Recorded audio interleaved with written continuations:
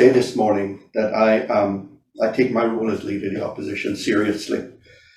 That is to keep the government accountable for what they have promised to do, but also for their actions and their inactions. Our role as the opposition is not just to complain, but to offer up solutions as best we can do. That is what we have been doing since taking up office. It should not go unnoticed by anyone that at the recent meeting of Parliament, the most meaningful business and what received the most press coverage was the business of parliamentary questions and private members' motions that we brought on the Thursday, which is Opposition Day, culminating in my question asking the Premier to tell us what his government was doing about the cost of living crisis that he acknowledged will get worse before it gets better. I not only asked the question, but I gave some suggestions, most of which were seemingly not taken up by the government. Unfortunately, the Premier's response, his initial response, and the statement he provided on the Friday morning indicated to me that government had not spent a lot of time considering what could be done, even if temporary, to ease the burden on people. They took about 5 hours in Parliament on the Thursday to discussing how best to answer, and in the end, the government still came up short. But I guess, as someone said to me just yesterday, if the government members are busy with infighting and watching their own backs, they may not have the time to see the burden that is being placed right now on the backs of our people. I was pleased also to see that the Finance Minister finally understood what I was saying early in the year, that his proposed $400 million 30-year bullet bond was a very bad idea. The standby line of credit that we negotiated with the local banks was a far better deal. He has now admitted that he has given up on the idea of the bullet bond and it will instead draw down on the line of credit because it gave protections from rising interest rates. That protects the government's position, which is admirable. But the average person also needs some protection, and that's what we are hoping that the government will take time to consider. Government finances are still in good shape. With the increased cost of living, government is making even more revenue as more import duty is collected on those increased prices of imports. Government should not benefit from rising prices to the detriment of our people. Let's ease the burden as best we can. And so, as you are aware, I have written to the Premier and the government asking for more action. I will read that letter for completeness, and then I will open it up for questions from the press. The letter reads as follows. Dear Minister Premier Panton, I am writing to plead for additional assistance to families and businesses who are increasingly hurting from the cost of living crisis now facing us and, as you correctly noted, will get much worse in the coming months. Your government's ending of the pension holiday and the health insurance assistance given to small businesses are of particular concern. The pension holiday program assists every family and small businesses on these islands. The health insurance program assisted qualifying small businesses in affording their employees' health insurance costs and helps secure for working families' health care plans. Both programs will expire at the end of June. Increasingly, my colleagues and I are hearing from constituents about the hardship this will present as they are unprepared for this cost at this time of rising prices and with key parts of the economy still struggling to recover. As a matter of urgency, I urge you and your colleagues to reconsider the decision to end these two programs and to instead extend them to the end of the year. You will recall last week in Parliament that I offered up suggestions to assist families and the country during this critical time. These were to introduce a COLA for the public service, to increase the stipend paid to retired seamen, veterans, pensioners, and those dependent on financial assistance from the government, 3, to reduce the import duties on gasoline and diesel for 6 months to help ease the cost at the gas pump, 4, continue the COVID stipends, and 5th, and yes, to defer the reinstatement of the pension contributions to the end of the year. I said at that time that these recommendations were not exhaustive, and there are others that I have since mentioned publicly. I will highlight one of these here as it is within the ability of the government to do.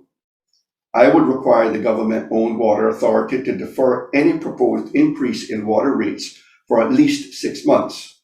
I am sure that the civil service will also have ideas of their own for temporary relief to consumers that the government could consider. I would immediately ask chief officers to propose their ideas for consideration. In closing, I have made the suggestion of the need for a cost of living increase for public servants. I was pleased to hear you confirm that government will provide a COLA and other assistance to the civil service. But this falls short as it does not address the need of those in the broader public service, such as statutory authorities and government-owned companies, who are left out. The electricity assistance also seems helpful, as it will provide, given what you have said to date, about $75 monthly per qualifying family over the 3 months. But none of the suggestions I offered are seemingly being considered, and indeed the government does not seem to appreciate the need for a broader set of relief measures. This is unsatisfactory. I ask that your government consider these and any other helpful measures, including extending the pension holiday and insurance programs that can assist families and businesses in keeping afloat over the rest of the year. I look forward to receiving your response. Yours sincerely from me as leader of the opposition. Members of the press, I will go ahead and open this up now to your questions. Start with Wendy.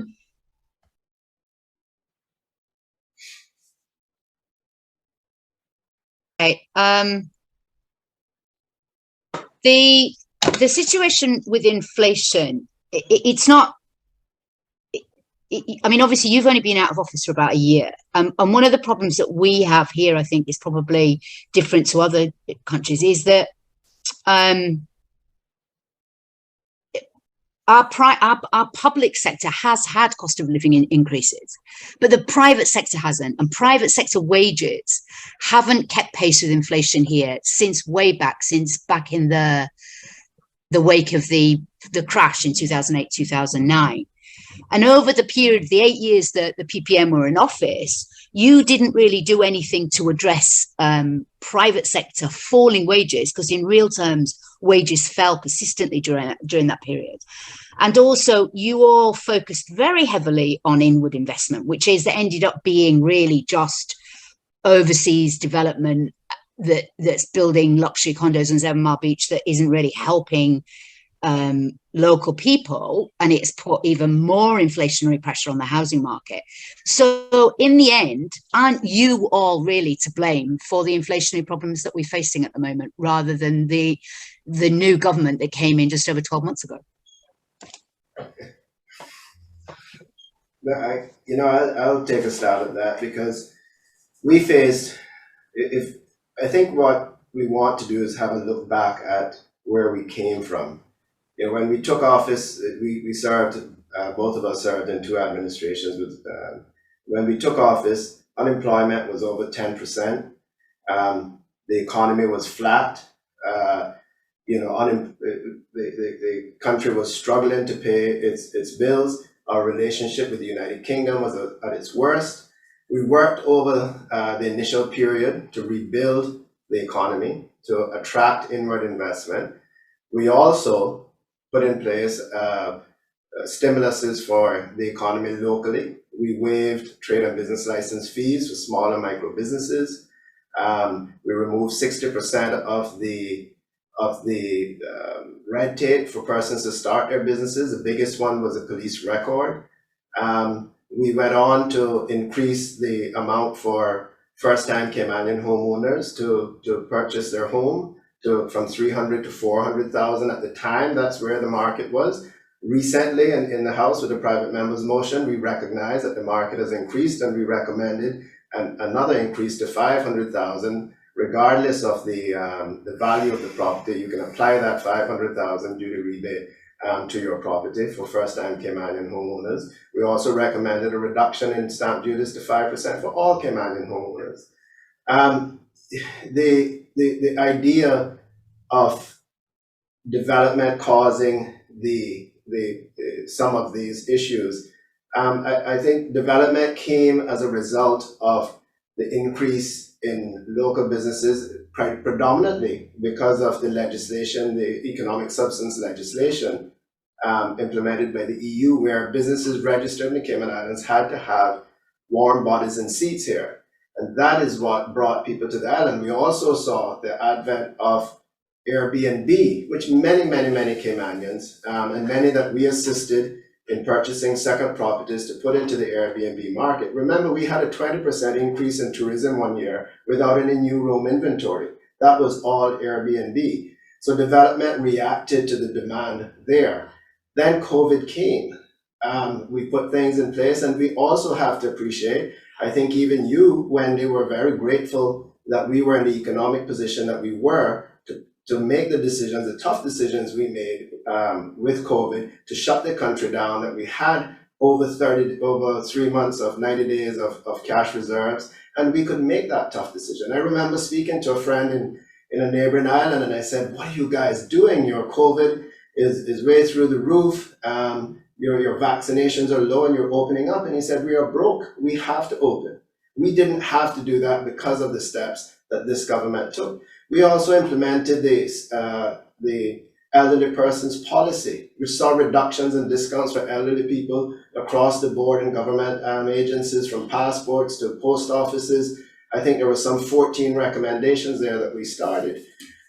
We increased pensions for the elderly, for the pensioners, government pensioners, for the seamen, from a $500 a month to $900, with intentions of getting it up to $1,100, that those who are most vulnerable in our society can enjoy, some quality of life. Of course, again, 1 year into our second term, we faced COVID. So I think it is, I can appreciate your comment. I can appreciate person saying, what did you do? But these are different times, and we did things then that were warranted to keep up with the pace of the economy then. This is a different animal. We're not blaming the government for this. This is still part of COVID. Supplies, shipping, these things have been driven up by COVID because of lockdowns, of international, etc. And then, of course, the war. That has caused even more problems and issues with fuel, and that is the one area that we have to focus on, is the cost of fuel, because that drives everything up. So we're not blaming the government for this. What we're saying to the government, you need to act now, like we did then, when the circumstances were different. And these are the suggestions that we have. They may come up with better suggestions, Wendy, but these are the ones that we're making. And to that, I would just simply add that, inflation at the level that we are seeing is something that is entirely new. And we've had decades of benign inflation. We've enjoyed it all and the benefits of it. Little to no inflation, interest rates at historic lows. And, where are we today? And that's all taken place within the last 12 to 24 months. But as my colleague says, it's not this government's fault. That is what it is. It's what we're advocating for now is action on their part to deal with it. I can remember the last time, Wendy, there was a huge increase in fuel costs, and we reduced the duties to commercial properties, to CUC in particular, and the Water Authority, and those, from 75 cents down to 25 cents. That's where it is today, at 25 cents, because our administration reduced it all the way from 75 cents down to 25. At that time, that offered a tremendous amount of relief to persons' utility bills, to helping keep the prices down in the supermarkets, to relief in their water bills. When COVID struck, we called in the utility companies immediately, and we said, please announce some sort of a program where persons cannot be found without utilities, without water, without electricity. The kids need electricity and their internet to be able to continue their schooling, and they reacted. But we were proactive in doing so, in requesting them to do that, and we thank them all publicly for acknowledging the need to suspend the disconnections and to assist people to keep their power and their utilities on so that they can continue to have, especially during lockdown, no one wanted to be without air conditioning. The kids needed their internet to be able to do their schooling. So that's what we did then, Wendy. So this is a different situation. We're not blaming anyone. And if you want to put the blame on us, then fine, but we were not faced with this situation. What we are doing now is trying to assist the government. We're saying, please act, and here's how we think. Here's some of the suggestions that we have. And like I said, they may come up with better ones, but these are the ones that we're making immediately.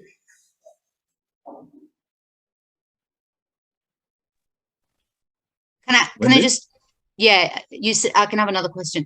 I was just thinking it's a lot of what you're saying is right, but it doesn't address that fundamental problem. I mean, I disagree with Mr. McTaggart when he says that this inflation is new.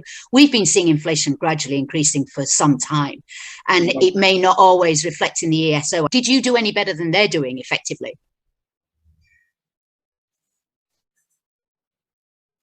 We're not here to say that we did better. I just explained to you in detail our reactions to the challenges we faced. We did implement a minimum wage. That was done by a committee of very respectable individuals who carried out a study and came up with that minimum wage. We were in the process, and we were on record many times to say that minimum wage needed to be reviewed. And unfortunately, it's not an excuse. Unfortunately, certainly within my first year of term as a minister, we were hit with COVID. But we all agree, we've said it many times, we support this government in reviewing the minimum wage. And I don't know, we're not here to say that we did more than you. We're here to say these are the challenges that our constituents are complaining to us about. These are the things the feedback that we are getting. And we're here to represent them, and we're saying to the government, you need to act on these things. And then we're offering some solutions. Not all, like I said, they may have better, Wendy, but we're offering some. Thank you, sir. Ralph? Thanks. Yes. Good morning, gentlemen, and thank you for inviting me to your press briefing. I hope that there will be future ones. That's my first question. Will be there future press briefings that we can have these discussions? I've got to say, sure, Ralph, welcome. This is the first of what we hope will be regular briefings. I think you probably see the background behind us. Over the last, probably 6 months, we have been building out a studio here in the offices on Crew Road. And we are just about finished with them now. There are a few other things that we are doing, but it'll give us the opportunity and a better environment in which to host events like this. So yes, certainly in the future, there'll be more. Okay, thank you. I prefer to focus on the solutions, and there's enough blame to go around, but I think we should spend time focusing on the solutions for the situation that we exist in. And we do agree that there's inflation affecting everyone's pockets.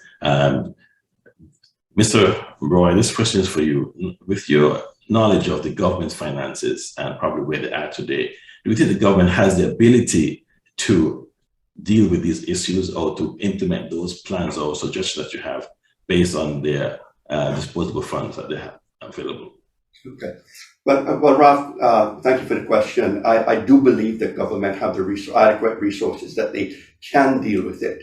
I think we have seen from the financial reports that have been tabled in the House that government's finances are performing better than advertised, than budgeted. And so, at the end of March, they had in excess of $500 million in cash.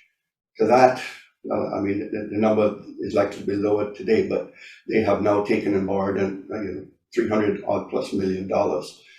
So government really is flush with cash that they are able to, they do have some flexibility here, and that they can use some of that money to help our people. They're going to have to do it one way or another, Ralph, because if they don't act now, the situation will get worse. And as it gets worse, the demands are going to get greater. And so, again, as my colleague Joy said, we're trying to encourage them to act now, not leave it until something bowls you over, knocks you straight in the face, and you realize, oh boy, we got a problem. And my final question or suggestion is that during the COVID era, we noticed where you and the Premier sat together and had, I think, briefings where you worked together on solutions. Have you gotten a response to your letter? And do you think it's something that you'll be able to do in the future, to sit down with the Premier and talk about these things face to face? Because the solution will not come from one side or the other. The solution will have to come from the opposition, the government, and of course the people of the Cayman Islands. And so therefore I think that with you and the Premier sitting together, you should be able to demonstrate that you're working together to try and have a solution for everyone. Is there plans for that? Yeah, absolutely. I would welcome the opportunity to sit down and chat with him about the solutions that we have proposed. I'll be honest, the letter went to him on Friday, and I've not had an acknowledgement or any response from him to date with regard to the contents of that letter. But it is something I'll be happy to sit down and have a discussion with him on. I think it's important. Thank you, gentlemen. I'll give way to someone else. Thank you, Ralph. Thanks, Ralph. Reshma? Thank you. Good morning, everyone. Just building on the point that Ralph just made, the response from government and from the Premier himself, is there any plans by the opposition to, say, approach the power companies, water authorities themselves to maybe negotiate something similar to what you implemented during COVID, to get an undertaking from them to stay any disconnection notices and provide that kind of additional support if these are the measures that you feel government is not taking at this time? So you're asking if we are going to have any plans for that? Yes, if you as an opposition intend to be proactive and lobby to assist if you feel that government is not acting to address these issues. Yeah, I mean, it's something we certainly can take up quite quickly, Reshma, if the government doesn't respond and act. I mean, we made the recommendations that they ought to have discussions with CUC and with Cayman Water, that to hold the line on any rate increases that they might be entitled to. I do know, and I mentioned the one when I read the letter that was in my letter with regard to the Water Authority. They do have an application to off-rate to increase rates, and I suggested to Mr. Panton that is something in which they can act on quite quickly and just say to the Water Authority, no, hold the line here. We'll discuss rate increases once this crisis is over. So, it's things like that. I think that can be can be done quite quickly to make some and get some progress and some movement as well. Okay, now there is public criticism when I don't want to use the word handout, but when issues like relief is given out and in tandem with people who are working, while there are those who really necessarily need the assistance. How do you, as an opposition, recommend government handle that kind of situation where you don't want to create a welfare system, but also want to assist with relief that homeowners and individuals are facing as inflation rises and a recession looms? Yeah, well, some tough decisions have to be made, Reshma. I think these are really unusual times in terms of where the world economy is and where it is heading.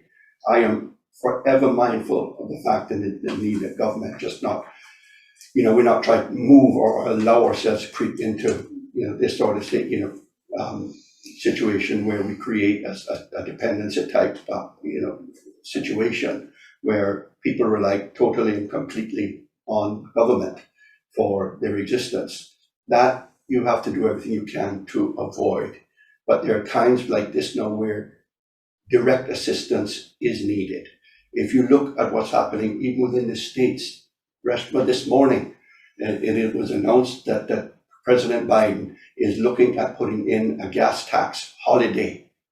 I was thinking perhaps he saw my recommendation to our Parliament last week, and I say that tongue in cheek, but these are real things that can be done, and it doesn't necessarily mean you're putting hard cash into your citizens' hands, but they are getting a break on the cost of living in a very real way. Yeah, and I just to follow with what the leader said, and to your question, we can't just target one set of people. We have to make sure that this is fair and equitable across the board. Immediately, one of the best ways to do that is to address the duties on fuel, because that affects everyone. That affects businesses in their delivery vehicles, that affects households, and that will certainly have an impact on utility bills. The summer is here, it's going to get hotter. Fuel prices may continue to rise. People are going to have to choose between keeping their internet on and staying cool and their mortgage. These are realities, and maybe not for everyone that lives in the Cayman Islands. Some people may be in a better financial position, or may have been smarter about their spending, or perhaps, it's easy for people that kept saying, oh, there's going to be a recession, to then turn around and say, I told you so. Some persons may have invested in businesses not anticipating the recession. And so, we got to find a way that we make sure that it's fair, it's equitable, it's just not a handout to a certain sector. But we can even look immediately at our pensioners, look at our indigents and shut-ins. What can we do for them to ease the burdens? Because their assessments were done based on their utility bills, on the cost of food, some of them a year, 2 years, some of them 5, 6 years ago. So there may need to be at least a temporary boost in those. So it's looking at each segment, but ensuring that no one is left out and that it's fair and equitable across the board. And again, one of the easy ways to do that is to look at fuel prices. Can I just do a follow-up on? Okay, thank you. Sorry, Okay. Reshma. Can I just Sure. do a quick follow-up on that? Mr. McTaggart, as the previous finance minister, can you give us an idea of how much you think government could take off the fuel duty that would it still be able to balance its budget? Reshma, I believe it is within their ability that they could reduce it to zero for a short period of time. I mean, that's it. Right now, I think the duty is 75 cents a gallon. I stand to be corrected on that. But they can do it. They've got the ability with what they have right now to do it, and that would be a very bold move. But that I think would be welcomed by the populace if they were to take that kind of step. They get a lot of credit for it. They may have to adjust some of their spending in other way, but I don't see it immediately. The economy is performing at still a very high level, and you just have this worldwide issue of dealing with runaway inflation, and very little that government is able to do about it. But we're advocating for them to use the tools they do have and help as much as they can. And that is recognizing that the line of credit is some 395 million. Line of credit was put in place for COVID and for instances like this. And like I said earlier, yes, the Ukraine war has exacerbated this, but prior to that, we were having issues with supplies getting into the country. Shipping had almost quadrupled, and the cost of product on supermarket shelves were already rising week by week. So if they do have to remove or cut back on some of their plans, and no one knows better than me. As a young minister or as a first-time minister, you have your dreams, you have your plans, you're all enthusiastic. When we got hit with COVID and everything came to a halt, it deflated me for a while there, and then I realized, hey, we got to move on. Now my challenge and my duties are not to carry out the grandiose ideas I had and the enthusiasm I had, but to help my people and to get my people through this COVID, through this pandemic. So they may have to take that decision now as well and say, okay, we drew down on this 395 million for capital projects. we may have to cut back on some of those tentatively and put this money towards providing relief to our people. Thank you. Can I just clarify? You think it's 75 cents on all? Imperial. That would be to, because is it reduced on CUC already, or? Yeah. So you're talking. CUC is down to 25 cents from 75 cents. We did that a couple of years ago. But the consumers at the pump are still paying 75 cents, Judy. Okay, so you reckon that they could take that off for a good few months? Any idea how long that would be reasonable, roughly? Well, Wendy, I advocate, when in my statement, I suggested that we take it off until the end of the year. I mean, and you have to reevaluate, recognize that time and circumstances, again, even 6 months away, might be the same, or they might be radically different. But if you give yourself some breathing room here and give the people that breathing room, it will be extremely helpful to them. If they were to even do 3 months to get us through the summer, that would give them the ability to reevaluate the situation and then perhaps decide to extend it a month or 2 months more. But I'm the next 3 months going through this summer is going to be tough. Okay, thank you. Just to add to what Wendy asked, have you run the numbers on how much that would cost government coffers to remove that altogether for the next few months? Good question, Reshma, and to be honest with you, we don't have access to the information with regard to it, but I wouldn't even want to venture a guess, but I won't even venture a guess.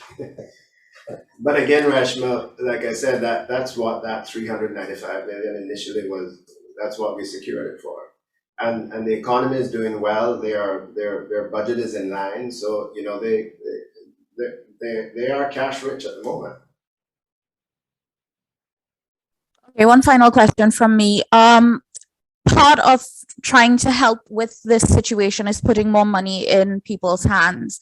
We've established that, and we've seen lobby from the tourism industry to release the restrictions that are still in place to allow more guests to come, to help bolster the industry, to get it back up on its feet so that we can deal with these inflationary measures and things that are happening with fuel prices and so forth. What's the opposition's position on this? Should we release all the restrictions now? And your take on government delaying moving these restrictions? Sure. Thanks, Reshma. We, without having the information, I think our last meeting with the chief medical officer was 6 months ago. Thereabouts, 7 months ago, I'm not sure. Without having the details of what their concerns are, we certainly believe that the time has come after what we've seen happening in Europe and in the United States, the UK, where our target markets are, that at a minimum the mask mandates should be made voluntary.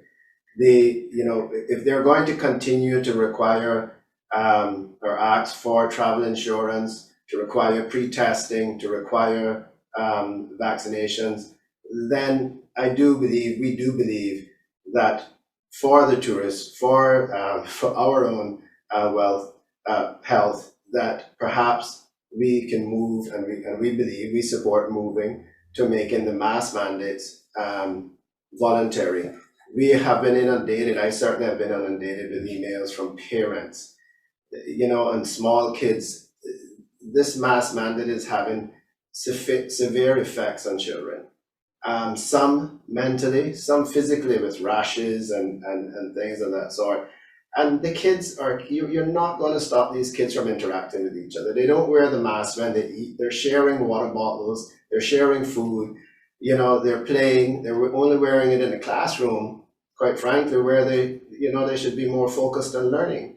And, kids are now getting up and crying and don't want to go to school because they have to wear a mask. And, with all of the data that we have, unless it's something we don't know about with our vaccination rates locally, etc., We've seen recently in the schools that wearing a mask hasn't stopped it from running through each school. I think it's ran through just about every school in the country. At least once. At least once. We have to now make that decision to allow parents to make the decision whether or not their kids wear a mask, and allow the general public to make that decision.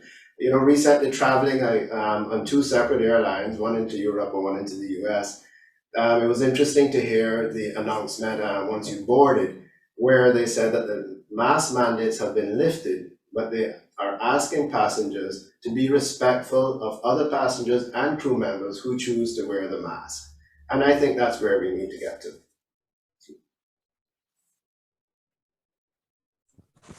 Okay, great. Thank you. You're welcome.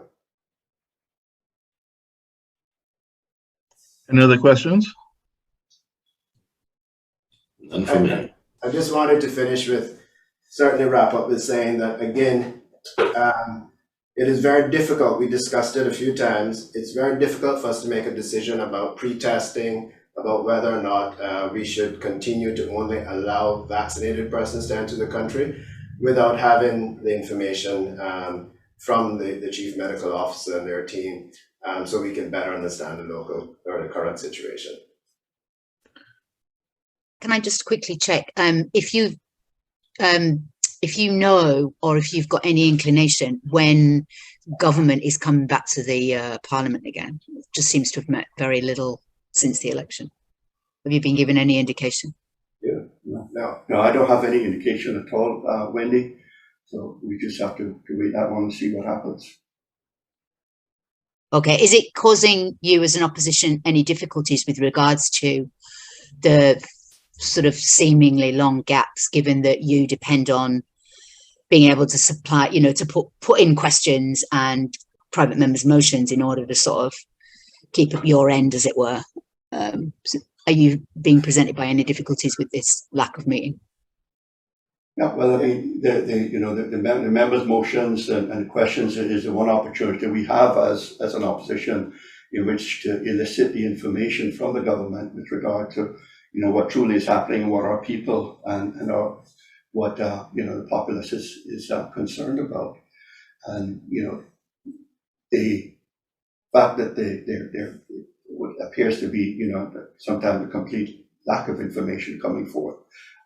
It means that we have to be more, I guess, forceful or more on form with regard to making sure we get all of the questions asked and try to elicit the information that's needed.